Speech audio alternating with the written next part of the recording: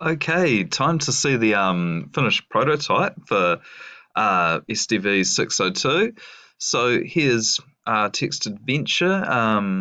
Yeah, we've basically got two gameplay screens and a couple of sort of supporting screens, a event log screen and an inventory screen, and we also have a game lobby, which is what we're looking at here, which serves up our game. So we're just going to do a quick little walkthrough. We'll just turn that on. And here we go, here's our game. So of course this would have more options in our finished product, join game, log out, change details, etc. So here we go, here we are on our first game screen. Of course, you've seen all of these before.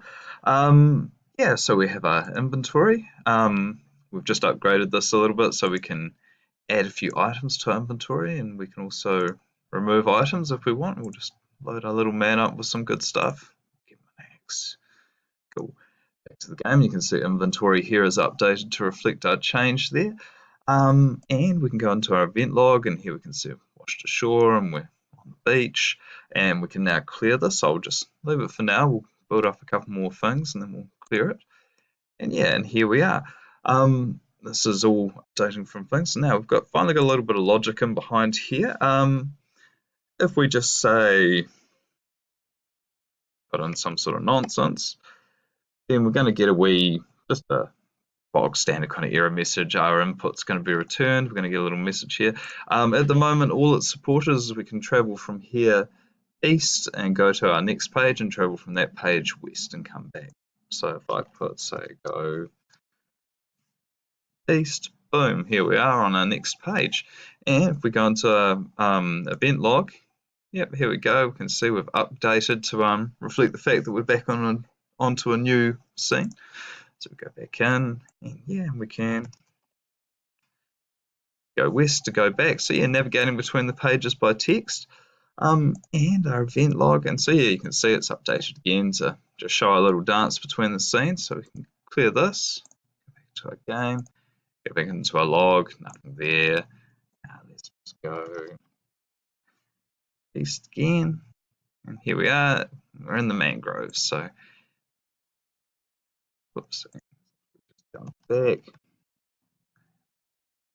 Lovely. So there you go. You can see that our log's updating to reflect what we're actually up to. Our inventory's there, and like I said, we can.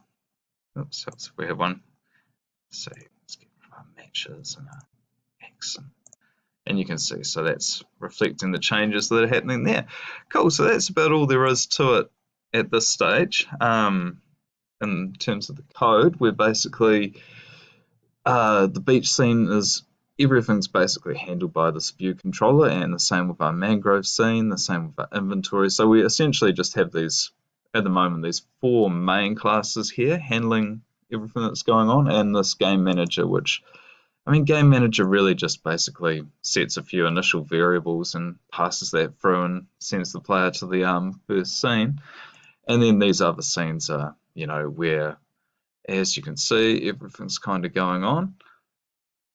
But yeah, no, everything seems to be. Oh, actually, no, tell a lie. There is one little bug here that you can discover, and this is a funny one. I haven't worked out what a solution is to it just yet. But yeah, so in here. Oops. Oh, I'm sorry, I can't do that. So, okay, that's cool.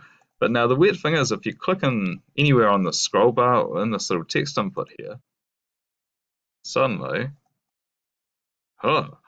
this repeats, which is quite weird because this isn't something on its own that ever really gets called anywhere. But again, I click again. See, I click on the scroll bar a few times. So for some reason, it just continues to update with this one little bit of text, which is, where are we? There you can see a little call to action string that we pop in here and there. Yeah, which is really weird because the only time we actually call that one, we call it here.